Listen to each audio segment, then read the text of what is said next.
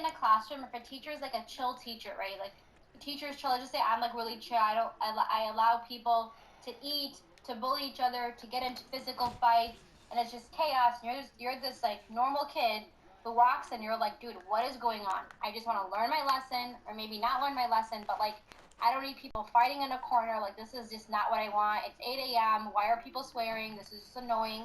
And you're like, dude, I'm down to just have a teacher who's strict, because I thought I wanted a chill teacher, but clearly this is not what I want. I'd rather just have a strict teacher, and maybe an 8 a.m. class can just be quiet and nice for once. And that's kind of like what they did in Germany, right? They thought it was too chaotic, and they're like, we just need someone to take order, to take charge.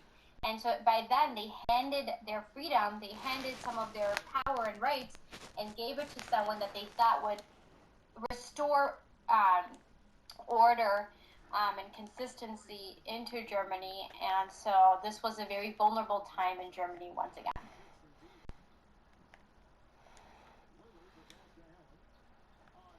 After exploiting the chaos of the Reichstag fire and using the law to eliminate democratic checks on his power, Hitler used his newfound authority to go after those he claimed were damaging the social fabric of German society, which included homosexuals, Jehovah's Witnesses, the mentally handicapped, Germans of African descent, and Jews.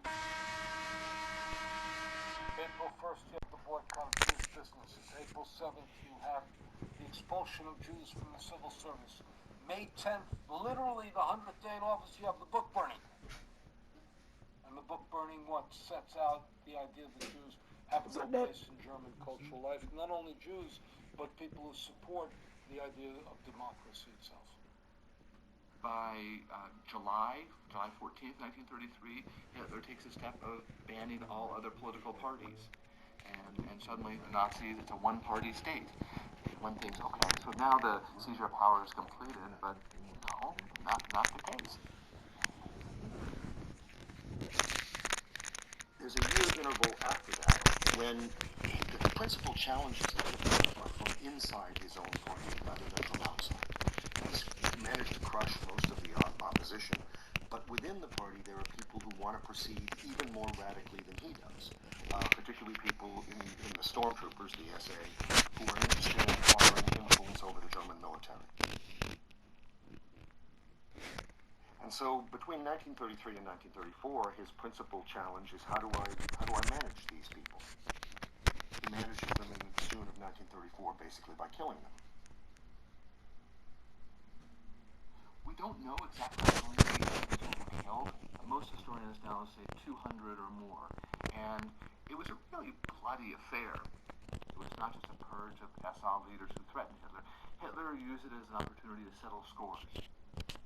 And what's so important is that Hitler was completely upfront about this. He went to the public and he said, I'm responsible for Germany, I take responsibility, I have executed these people who I'm charging with treason. I mean, these are extrajudicial murders. These are murders with no trial. You know, it was a way to intimidate the German population, to say, we will use violence if you oppose us.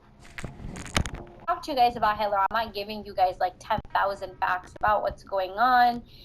It's more about, the general perspective on this is a context of the Holocaust. This is what's going on